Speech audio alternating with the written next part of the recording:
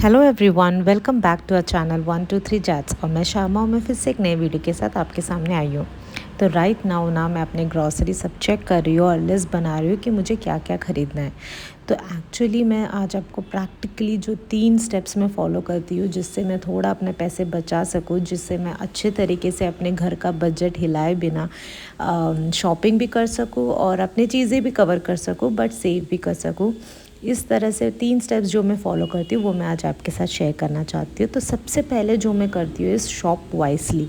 That is when ever I am buying grocery. तो जब मैं ग्रॉसरी खरीदती हूँ, मंथली हर महीने ख़रीदना पड़ता है, तो आई मेक श्योर कि मैं सारे चेक करूँ, जो जो कंटेनर्स है सब देखूँ।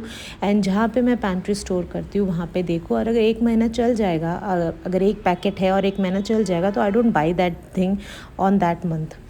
वो मैं अवॉइड करती हूँ और जो ख़त्म हो चुका है वही मैं ख़रीदती हूँ। तो इससे क्या है कि ग्रॉसरी ख़राब भी नहीं होता है और हमारा पैसा बर्बाद नहीं होता है, और जो चीज़ें चाहिए वो करेक्टली आ जाता है। जो नहीं चाहिए, अनवांटेड थिंग्स हम नहीं खरीदते। तो shop wisely and always check offers. जैसे कि ऑनलाइन ऐप्स में ऑफ़र्स रहते हैं, डी मार्ट में देखो आप बल्क क्वांटिटी में जब ले रहे हो तो ऑफ़र रहते हैं। तो इस तरह सब जगह ऑफ़र्स रहते हैं, तो ऑफ़र्स चेक करके उस हिसाब से लेंगे ना तो थोड़ा बहुत पैसा यहाँ वहाँ बच जाता है। तो जितना भी बचे उतना बोनस है ना। तो अभी जैसे कि अमेज़ॉन में ग्रेट इंडियन सेल चल रहा है, फ्लिपकार्ट में भी चल रहा है। तो इस टाइम पे अगर हम थोड़ा बहुत ग्रॉसरी है, जैसे कि डिटर्जेंट हो, शैम्पू हो, ये अगर हम बल्क में ख़रीदेंगे तो that will save our money. तो इससे कैसे 200 रुपये बच गए तो भी चलेगा। छोटा क्वांटिटी है बट कोई प्रॉब्लम नहीं है। It's like a saving. 200 rupees भी हम सेव कर रहे हैं एक महीना, तो दैट्स मोर देन इनफ। कुछ और में यूज़ हो जाएगा। तो this thing I majorly follow. That is, I check before I buy groceries, and I do check all the offers in DMart ho, offline ho, online ho. I do check the offers and then I buy things.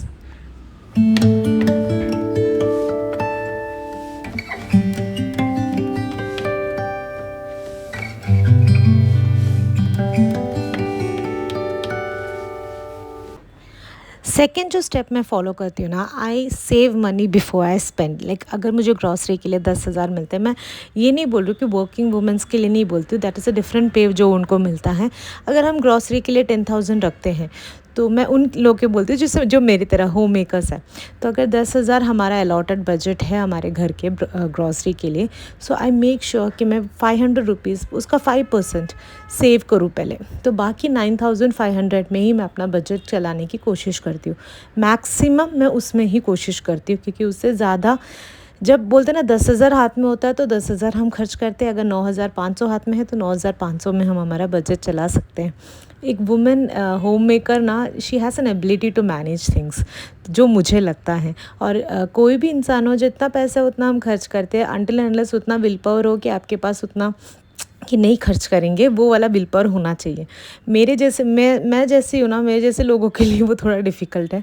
तो मुझे अगर मेरे पास 10,000 दिख गया तो मैं अपना manage उस हिसाब से करती हूँ कि 10,000 तक मेरा ग्रॉसरी आ जाए। मैं उससे ज़्यादा नहीं खर्च करूँगी।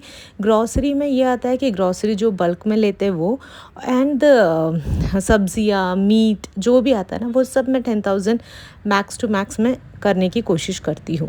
मेरा जो फिक्स्ड ग्रॉसरी होता है ना, वो 5,000 के आसपास आ जाता है। एंड डिपेंड्स, हर एक महीना ऊपर नीचे होता है। फेस्टिवल्स होता है तो ज़्यादा आ जाता है, तब बजट थोड़ा ज़्यादा होता है। और फेस्टिवल जब नहीं है, नॉर्मल है, तो फिर 5,000 में मेरा ग्रॉसरी आ जाता है घर का। तो बाकी अमाउंट मेरे सब्जियाँ, मीट, ये सब के लिए होता है। तो आई मैक्सिमम मैं कोशिश करती हूँ कि जब मैं 10,000 लूँ तो 500 रुपीज़ आई सेव फर्स्ट। वो कुछ इमरजेंसी फ़ंड या एक्स्ट्रा फ़ंड में रख देती हूँ, और बाकी 9,500 में मैं खर्च करने की कोशिश करती हूँ। तो सेव बिफोर यू स्पेंड, ये मैं फ़ॉलो करती हूँ। तो this is the second rule I follow, क्योंकि मैं हाथ में रखती हूँ तो मैं जैसे बताया मेरे हाथ से खर्च हो जाता है, तो इसलिए आई कीप 500 रुपीज़ अभी, ताकि 9,500 है खर्च के लिए, ये मेरे दिमाग में सेट हो जाए। तो this is the second rule I follow.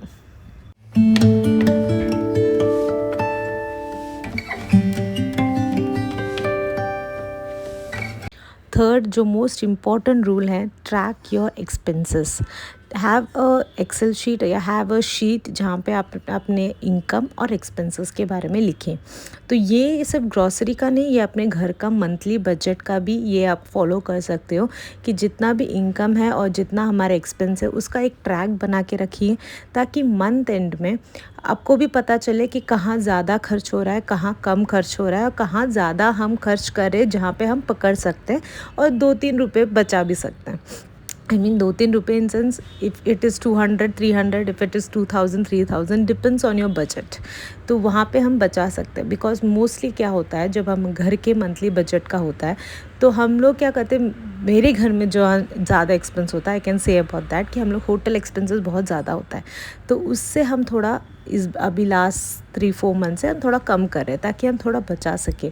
तो इस तरह हर एक घर का हर एक अलग तरीका होता है जहाँ पे एक्सपेंस होता होगा, तो वो अगर ट्रैक रहा तो मंथ एंड में हमको आइडिया मिल जाता है कि हमारा खर्च कहाँ ज़्यादा हो रहा है, जहाँ हमारा बजट डिस्टर्ब हो रहा है, जहाँ हम सेव कर सकते हैं, कहाँ हम सेव कर सकते हैं जिसकी वजह से ये डिस्टर्बेंस थोड़ा रुक जाए। तो always keep a track of your expenses and your income, ये आपके लिए बहुत बेनिफिशियल होगा।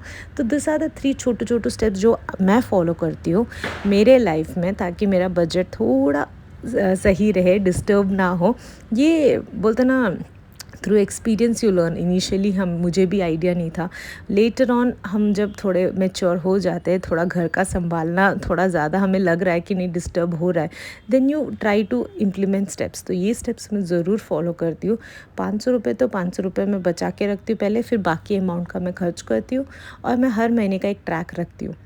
तो इसकी वजह से मुझे पता भी चलता है, होता है कई कई महीने डिस्टर्बेंस आते हैं, कई कई महीने ज़्यादा खर्च हो जाता है, बट नेक्स्ट मंथ थोड़ा हम अवेयर होकर चल सकते हैं।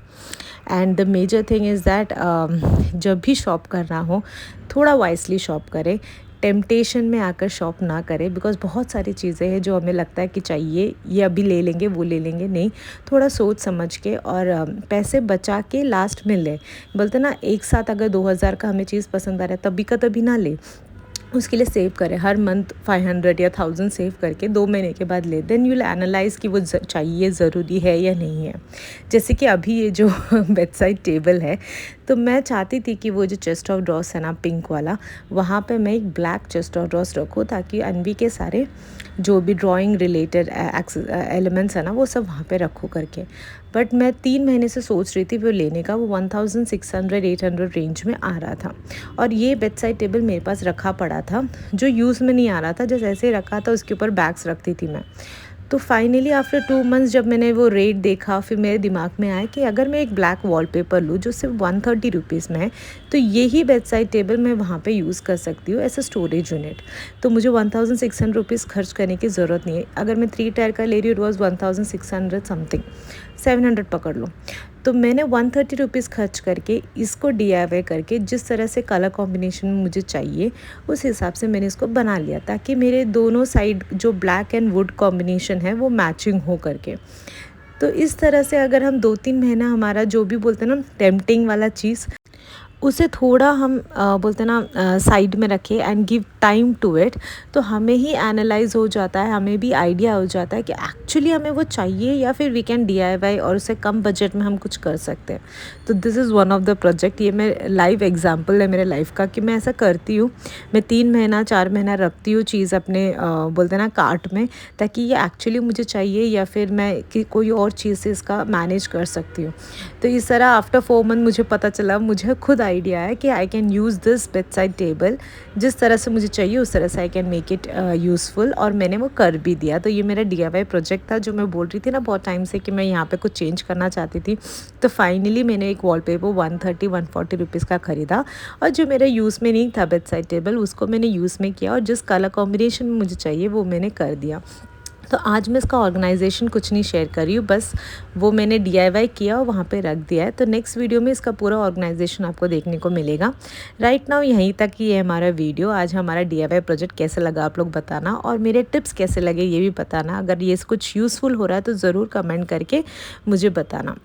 तो आज का वीडियो बस इतना ही, और हमारे दोनों साइड का जो कलर कॉम्बिनेशन चाहिए था वो सेट हो गया है। तो मिलते हैं नए वीडियो में, एक नए इंटरेस्टिंग वीडियो में मैं आपके साथ आऊँगी। तब तक के लिए bye, take care and thank you for watching.